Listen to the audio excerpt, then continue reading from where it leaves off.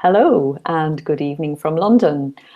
It's my very great pleasure here today to be talking to Mr. Grant Faulkner from NaNoWriMo all the way across in San Francisco. Hi, Grant. Hey, Orna. Thanks so much for having me on. It's fantastic to have you here. We're such fans of NaNoWriMo at ALLi and just absolutely love what happens every November. And so many of our members get involved. And I got involved myself this year with Good. my son. We wrote together. He wrote a play, actually, breaking the rules Great. entirely. And I did really well too. I was really happy with it. So yeah, it's fantastic. I think it's just such a great thing, and I'm really excited to be able to talk to you a little bit more about it and where it came from, and talk to people about what to do with all those drafts that are kind of lying around all over the world for people who are not quite sure how to take it to the next stage and bring it out into the world. So thanks for dropping by to talk to us. Absolutely. Thanks so much, Orna. I look forward to our chat. So tell me, before we kind of start talking about nano and fiction indeed and all the other things, tell me a little bit about yourself. And, you know, you're a writer too. How did you come to nano? What's your own background? Yeah, I'm a lifelong writer. I started writing when I was, I don't know, 5 or 6.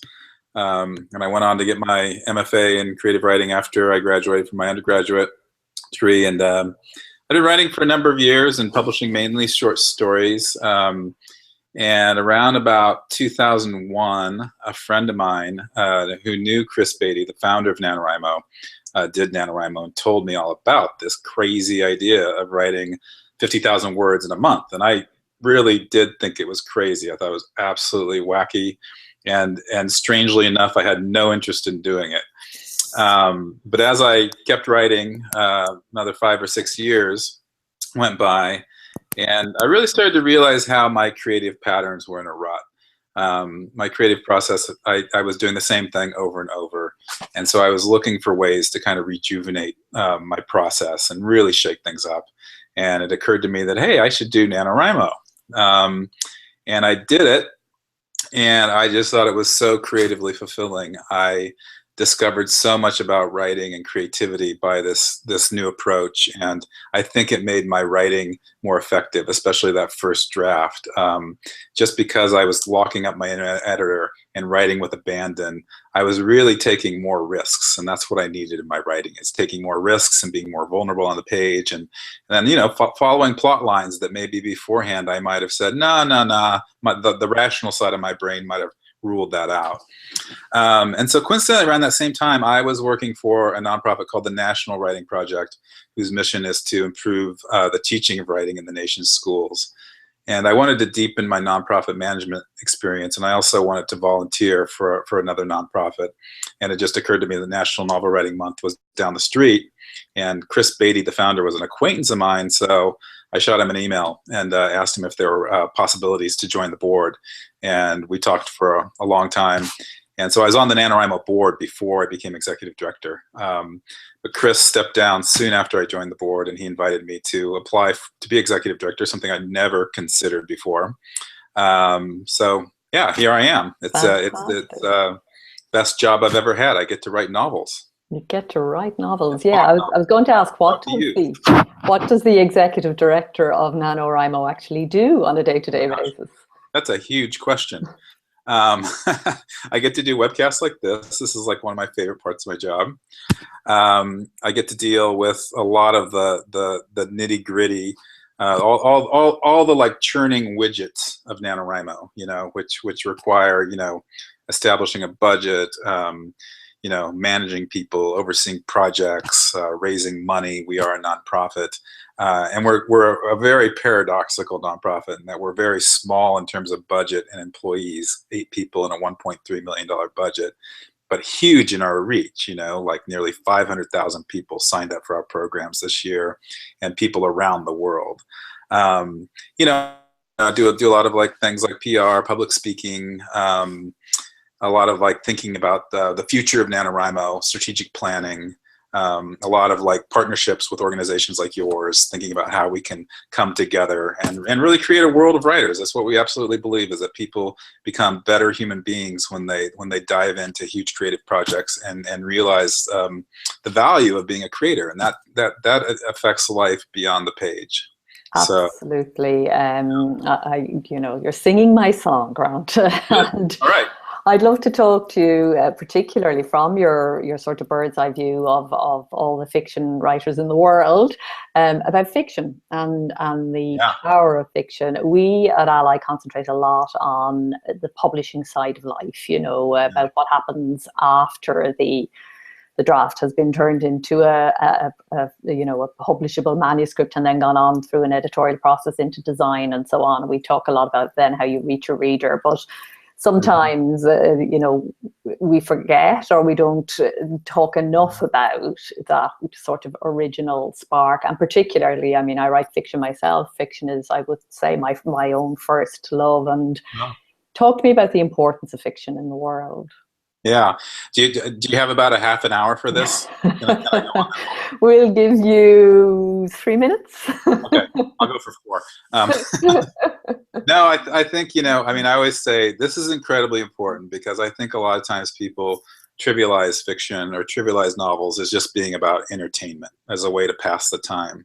And when I hear that, I counter that with, I say, and I believe that we human beings are story-making creatures. We tell stories, and that's how we understand the world. That's how we make meaning of the world.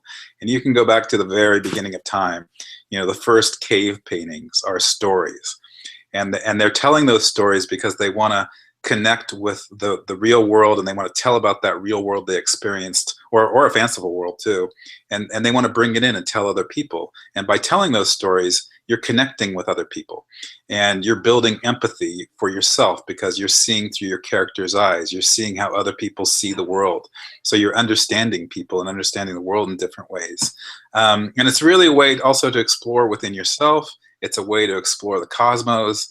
You know, there's just so many interactions between creating a story and what meaning that has in real life. And, you know, I read this interesting statistic the other day. I think it was 75% of scientists became scientists because of the science fiction they read while they were growing up. You know, and so that's just an example of how reading fiction, something that you think is for entertainment, it opens up the world in fascinating ways, and then you explore the world and you think about it differently. So yeah, I think it provides connection, comfort, it helps us overcoming fears, and like I said, I can go on another 26 minutes. Yeah, no, it's so true. And I always think people who think that fiction is just entertainment haven't grown up in a country where it has been outlawed. Because as I did, actually, if you can believe it, when I was growing up, we were just coming out of a period of intense censorship in Ireland. Anyone who wrote an interesting book, I mean, every single great writer that Ireland has produced was banned by the government for anything that sort of deviated from Roman Catholic ideology. And it was so intense and so tightly felt, and such sort of a tool of power to suppress the stories, because the government were under no illusion as to how powerful story is. And it's only when it's all around us, I think, as we are so lucky to have it now in so many different formats, that we begin to take it for granted. I know for myself, it completely opened my world. And what you spoke about there, empathy, you know, developing empathy and our ability to understand lives that are very different from our own, which seems to be a very important human quality. I too could go on for half an hour, but let's move on a little and talk a little bit about Nano, because your growth has been extraordinary, and world domination seems to be on the cards at the moment. Tell us about that. I like that. I like that we're in the world domination category, because that's what we're shooting for, really. Our very premise of our existence is that everyone has a story to tell and that everyone's story matters. And so we exist to provide access so that people can come to NaNoWriMo, and we will help and support them reach those goals and realize their creative potential. And so, you know, it does grow astronomically every year because of that. I think people do have a story to tell and they really want to do that. And so way back in 1999, you know, it was Chris Beatty and 21 of his friends, and Chris had no intention of starting this creative phenomena or this creative revolution in the world. He just wanted to write a 50,000 word novel. And he did it the first time and loved the experience. So, you know, next year rolled around and he said, let's do it again. And about 150 people showed up. And then the third year, like, let's do it again. Let's like add a little website to it so we can keep track of everybody, since we had 150 people last year. And like 5,000 people signed up that year. And so since then, it's just been a wild sort of viral spread. It really, we don't make marketing investments. We don't advertise. We get an amazing amount of press that just kind of comes to us. But it's really about people tweeting about it, posting on Facebook, writing blog posts. And so this year, as I think I said earlier, we had nearly 500,000 people sign up in all of our programs. That includes about 350,000 for NaNoWriMo in November. And then we have our Young Writers Program, which is a version of NaNoWriMo for kids and teens. And about 100,000 kids and teens signed up. And we also, as part of that, send free classroom resources to 2,000 schools across the nation. So everything's free. That's the premise. We provide everything free because we want everyone to write a novel. And then we have Camp NaNoWriMo, which happens in April and July. And it's not a real camp, although that'd be fun, maybe someday. It's a kind of more casual version of NaNoWriMo. So it has a very flexible word count. You can write 10,000 words or 60,000 words. You can write a script or a novel or a collection per year. So, and then we have, you know, we keep flushing out these programs. So before Nano, we have what we call Nano Prep. So in September and October, we provide a number of resources and events like webcasts to help people conceptualize and plan their novel if they're so inclined. And then right now, in January and February, we have an initiative called I Wrote a Novel, Now What?, where we're trying to beef up our ability. So many people, after they write a novel, they really are like, now what? They're like, I've got this completed novel, but editing and revising is a whole different thing. So we're providing more resources, conversations, and events to help people edit their novels and also learn about publishing if they want to publish their novels. Fantastic, yeah, which is kind of where we're coming in. I think we're going to be doing some blog posts specifically about that. And you know, editorial is, I think the first time you write a story, you know, and when you finish that first draft, you're on such a high and you have done something that's absolutely amazing. But writing fiction's really hard, and writing long form fiction, writing novels, is hard work. So the first flush is fabulous and it's creative and it all pours out. And particularly, I think I just love the way the mad deadline and the crazy word count in a month, just, as you talked about earlier, liberates something, you know, that is very sort of present for all writers. That's of function if you're going to get the word count done, which is just fantastic. Then editorial is completely, you've got to take off one hat and reach over here and put on a completely different sort of hat. And you know, I think of it in terms of the stages of the creative process. I think it's the same no matter what you're making. There is the sort of the wild, get it out there, and then there's the deepening and the refining. So even before you edit, you've got to kind of deepen and make sure that the work says what you actually meant to say, and you'll probably find great gaps in it, you know, so you need to add more after the month is over and you have your word count. You know, if you're going to end up with 50,000 words, you probably, you know, need to write 70,000 and then cut back. So is this the sort of thing that you're talking to people about, and how do they come together around this? Yeah, I think exactly what you said. It's a very different process between writing and revising, and especially when you write your novel NaNoWriMo style. You know, you really are writing it fast and furiously, and so a NaNoWriMo novel probably needs more editing and revising than what the more conventionally written novel might.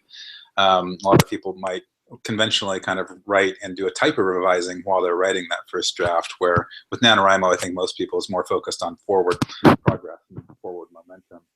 So it is an entirely different cap, but I think sometimes people, when they hear revision and editing, they think of the red marker their teachers had in class, you know, and it can be a really intimidating process, I think, because it is so different. So I think they think about it in a little bit too much of severe and stringent terms. And I think I actually want to sell revision as this fantastic creative moment. It's different than writing the rough draft, but it's every bit as creative. It's just a different type of creativity. And so, yeah, there's a lot of different people. It is a big question. How do you do it? And I think everybody just has to find their way and find their way to like doing it, what works for them. And so we try to really, NaNoWriMo is never prescriptive in terms of like how to do something. That's not our role. But we try to include a lot of voices of experts and create a lot of conversations within NaNoWriMo. I mean, we're fundamentally a writing community, so our forums are buzzing all the time, and so you can find a lot of revision and editing tips just from your peers, whether that's on Twitter or Facebook or in the NaNoWriMo forum. So yeah, we try to just kind of switch gears as every writer has to do. You do that first draft, and hopefully you take off a period of time so that you can gain some distance and look at it objectively, and then you jump into revise. And I was just talking with somebody yesterday who posed an interesting question. She really loves NaNoWriMo because she gets this great feeling of forward momentum. She can see her word tracker and her graph going up every day, but she doesn't feel that for revision. So she was asking me, how do you track your revision progress? Do you have any answers, Orna? It's an interesting question.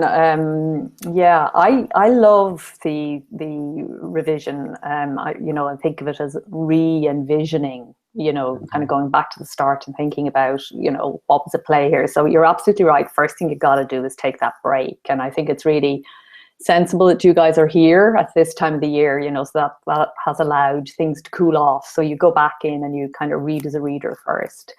And at that point, I think it's really helpful to, rather than looking at what's not right, is to pick and choose what really is right and to highlight the bits that you love. And in a sense, they become the kind of standard bearer then.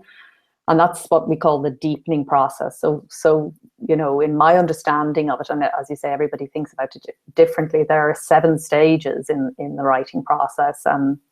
The first is the intention to do it, and there's the investigation and the incubation. They're the first 3 kind of phases, and they happen sometimes unconsciously. Then there are sometimes with preparation, as you're encouraging the pre-nano thing to do. So that's when you're making notes and just doodling and moodling and letting it sit and sleeping on it, and getting to know the characters yourself, and it's all very free form at that stage.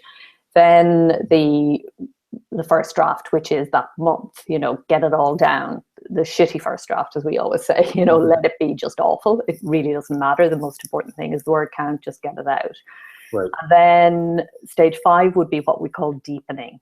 And that will be, so when you look at what you've got and you draw big circles around what you love, first of all. So not diving in there with a red pen, diving in there with a blue pen or a green pen and saying, this works, and holding that up. And then looking at what doesn't, and being very strategic. So making lists, I think, about what's there that you would like to change. And you can end up with a very long list. And then you just go back and you do it. And as you see yourself crossing off the various bits, now it changes, because when you make a change in a novel, it's like a squishy thing. You press down over here and something pops up over there. But nonetheless, having that list and knowing what you're doing. So I think everybody would agree that a first draft is easier if you have an outline. I think the editing process is much easier if you have the tasks already written out and you kind of know what you're doing as you sit down to it each day. And then the joy of manipulating the language and getting a better word, getting a noun that really, really is there, and bringing in the senses, bringing in the sensory experience of taste and touch. And we talk a lot about what we see, but maybe not so much about the other senses. Right. All of that's great fun, I think. And I completely agree with you. It's every bit as creative as the actual first draft process, perhaps even more so. I agree. And I think there's just, it's so wonderful, that deepening that you're talking about. I mean, that's where the real joy and meaning comes. And also hopefully you get this sense. I mean, I think like sometimes after NaNoWriMo, your novel can look like a very messy room. But in revising, you're really cleaning it up, So when you talk about finding that perfect word or that perfect sentence, it's so wonderful to like then, you know, kind of reshape this room or redecorate it and pick things up. And that's what should happen to your novel as you revise it. Although that said, the caveat is that like revising does put a certain degree of pressure on one. And you do have those days where I think it's very easy to have those days where you're just like, I'm a horrible writer. Oh, yeah. I never should have started this novel. You can get very dark, put it that way. I don't know any writer who doesn't get very dark in revision or have those tough days, but those are just part of the process, and you just have to accept that. And I like your blue ink stage, because I do think as writers we tend to really sometimes be overly critical about ourselves and our work, and I think like it's good to remind yourself of like the bright points, the bright spots, and to write towards those. I mean, I used to teach creative writing, and I thought some of the best advice was the author Raymond Carver, when he taught creative writing. He always started, you know, he tried to focus the whole conversation on the strengths of a writer, on the strengths of a story, and to write towards those strengths. And I think too often people like focus on the weaknesses. And you know, it's really the strengths that are going to carry the story, and that's what you should look for in revision, is how to build on those. Absolutely, and that in a sense is then what you take forward into the next first draft. So, you know, when you've been through this entire process once, and you do NaNoWriMo next year, you're, you know, it's a different. The first draft comes out in a different way, and you're bringing your strengths in, and you become more aware of them, I think, as well. Yeah. I presume you have repeat people who come and do it every year. No, it's amazing. Just on Friday, I talked to somebody who, boy, now I'm forgetting how many words she's written. She's written more than 500,000, and she's done it since 2002. And she's won every year but one. And so she's not. It's not surprising for me to encounter somebody like that. I talk to a lot of people who've done NaNoWriMo for 10 years. And so we do have a lot of repeat participants. And even some of our very successful novelists, like Hugh Howey, wrote Wool, his best-selling Wool, during NaNoWriMo. And not a lot of people know that, maybe. Yeah, you know, he's said that he wouldn't be a writer without NaNoWriMo. He was a very dedicated writer before NaNoWriMo, but NaNoWriMo really helped him, you know, produce more, and it taught him certain lessons about writing. And so he does NaNoWriMo every year. Yeah. You might say he does it every month at this point. He's so prolific. But then there are authors like Marissa Meyer. She does NaNoWriMo every year, and she's another best-selling author. So yeah, a lot of people, and a lot of these published writers, when I said Hugh Howey, it seems like he does it every month. A lot of the writers do. Like I talk to a lot of our published writers, and they'll need to complete a draft to write a new novel, not because their schedule with their publisher doesn't always coincide with November, of course. So they'll do their own private NaNoWriMo in March or April. Yeah, and on this subject, I think like when I was talking about the woman who was asking, how do you track progress in revision? I think one of the secrets of revision is kind of similar to writing the rough draft, in the sense that you need to set a goal and a deadline. And I think the goal is different because it's not writing 50,000 or 75,000 words. It's more about that checklist that you were talking about, when you make a list of what you need to accomplish in the next draft. And it's a little less precise because you don't have 30 days. You know, it's not mathematical necessarily. But I think there's a danger in revision. You can keep noodling with that first sentence or that first chapter, and you can noodle with the words literally for eternity. Grant, I gotta tell you, I am that person. If I had, you know, was immortal, I'd spend a good 50 years on each novel, because I actually love the noodling too. But the thing is, you'll never get the novel done, and I think like a deadline is really important with each stage of revision, or it's just going to take too long. And I'm that person too, and I've written some of my past novels just took way longer than they should have. And I think that having that deadline, it's interesting what that does to your creative mind. It puts pressure on you. So instead of like, you know, sometimes without NaNoWriMo, a lot of our authors, they write less in the rest of their lives. And it's because, you know, NaNoWriMo is such a big thing, and they have this galvanizing community and the pressure of the deadline. And so they're really hyper-focused and extreme during November, but it's hard to do that all year round. And not that anyone should be that all year round, but the thing is to keep that creative momentum going. And, to, you know, so a deadline is a really good thing to keep some creative pressure on yourself and to keep you accountable. So I'm really experimenting with ways to track my revision and to be more of a finisher. I am so much in agreement with you, and I'm really interested, you know, because your background, as you say, is the MFA, and you know there is this sort of perception in that kind of world. So it, you know, I think genre writers accept completely that, you know, the more I write, the better I get, the more books I have to sell, the more readers I get. I'm, you know, and they're quite happy to write quickly and put stuff out quickly and not fret, shall we say. Whereas in the sort of the creative writing, MFA, Litfic, poetry world, there's a lot of holding on to stuff. And I was really interested, you know, to hear you talk at the beginning about how doing NaNoWriMo was liberating for you, because I'm coming to feel that a lot of that is just a form of resistance, that it actually doesn't matter what kind of, the writing will come out the way it wants to come out, and that challenging ourselves to write more quickly and indeed deepen, you know, with a deadline, and edit more quickly and get it out there and move on to the next one is there for every writer. Would you agree with that? Yeah, I think everybody has their own sort of internal clock that's related to the reading. So I think you just have to find that time you need, you know? I mean, there are obviously some great novels that take 10 years to write, and that, you know, Donna Tartt tends to take, you know, that long. So I'd hate to put her on a yearly schedule.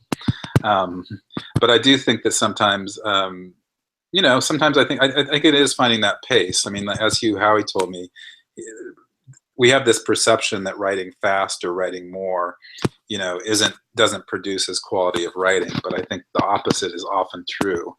Maybe we overprivilege the notion of spending a lot of time on something, and I think it's good for a writer to recalibrate that or evaluate that premise. You know, and so because sometimes writing fast can produce. I mean, just like my NaNoWriMo experience, when I found that I was taking more creative risks.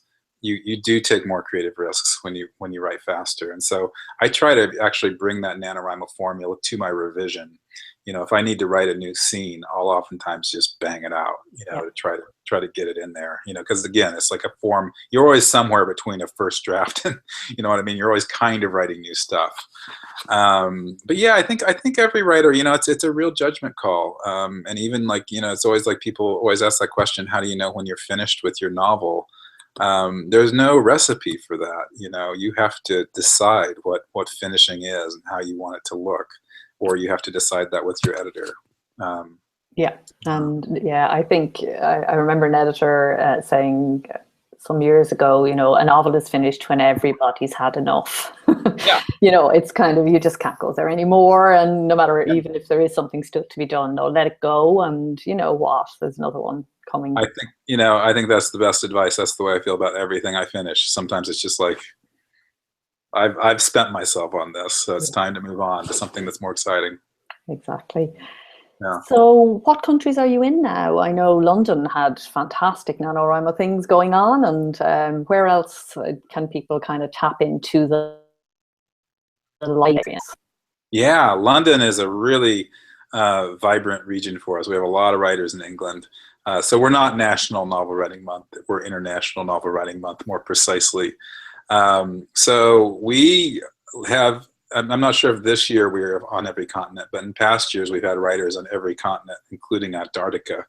Wow. So maybe we should have a special collection of NaNoWriMo novels in Antarctica. But yeah, we're global. We're in more than 200 countries. We are in Kenya and Uganda and Pakistan. So we really do. It's really interesting to watch NaNoWriMo grow around the globe. And you know, we really want to be everywhere. And we have, I mean, to that point, it's not like people are only signing up online. Of course, we have access that way, but we have more than 900 municipal liaisons. And so these are volunteers in different communities who hold what we call write-ins. they're gatherings where people can come and write together, because one of our premises is that writing doesn't have to be a solitary act. There's this mythology of the writer writing alone.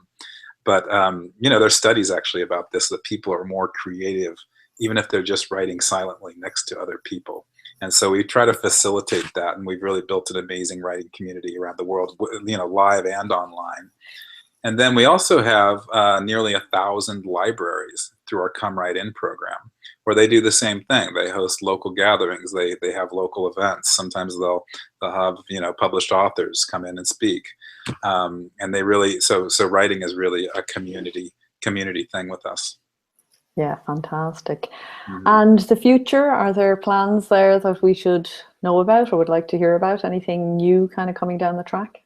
Other than the world domination you mentioned? I think you're already there with that, actually.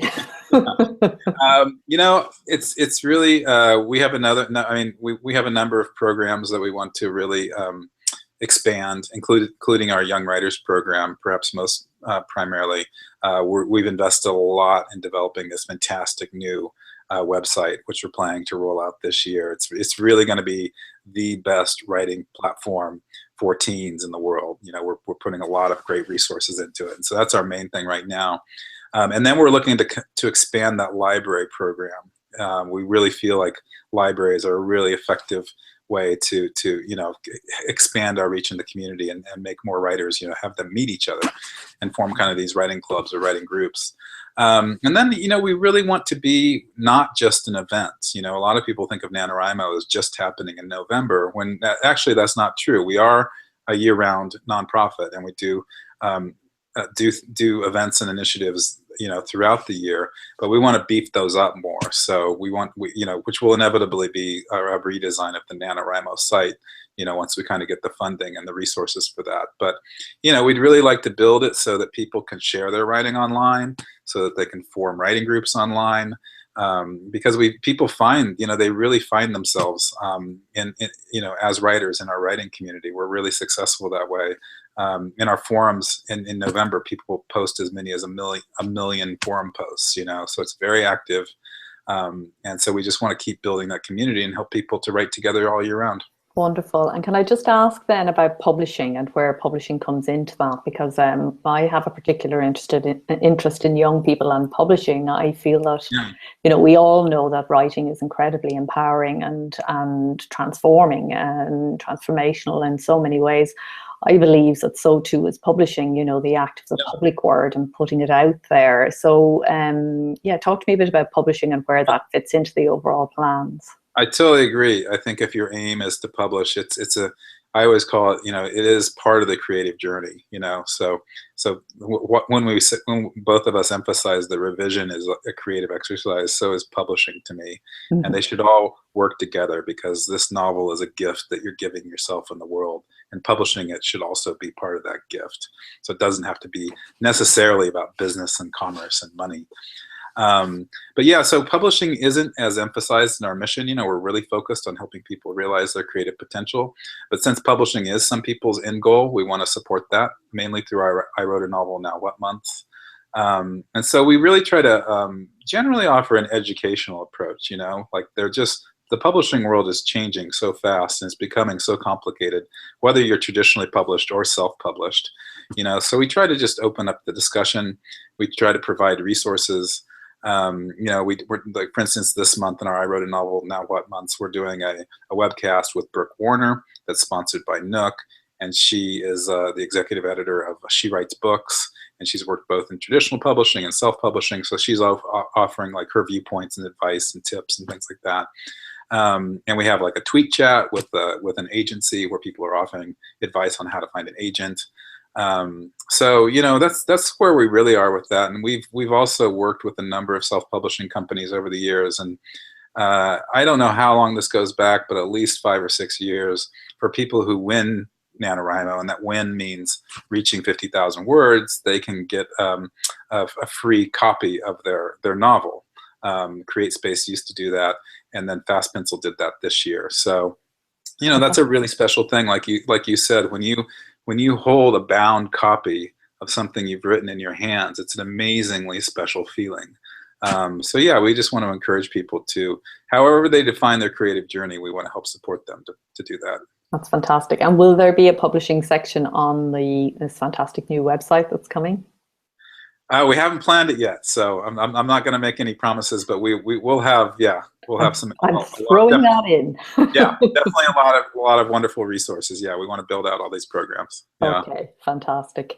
Yeah. Okay, Grant, listen, it was just wonderful to talk to you, and delighted to be able to take part in, you've written a novel now, what, a month, and to talk to your people about publishing and how great it is and how relatively easy. Yeah, sure, it's complicated if you want to know everything about it, but it has never been easier actually to take your words and bring them to other people, which is what I think Nano is about and what we're about. As you say, the act of publication isn't necessarily about having a bestseller. It's the old definition of making your words public, which is just an amazing thing to do. So thank you for the opportunity to hook in with you and help with all of that.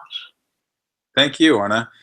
Yeah, it was a joy to talk to you. Indeed, as always. And yeah, we'll talk to you again soon and catch up with you when all these new plans come to fruition. That sounds wonderful. Take care now. Thanks so much. Bye-bye. Bye.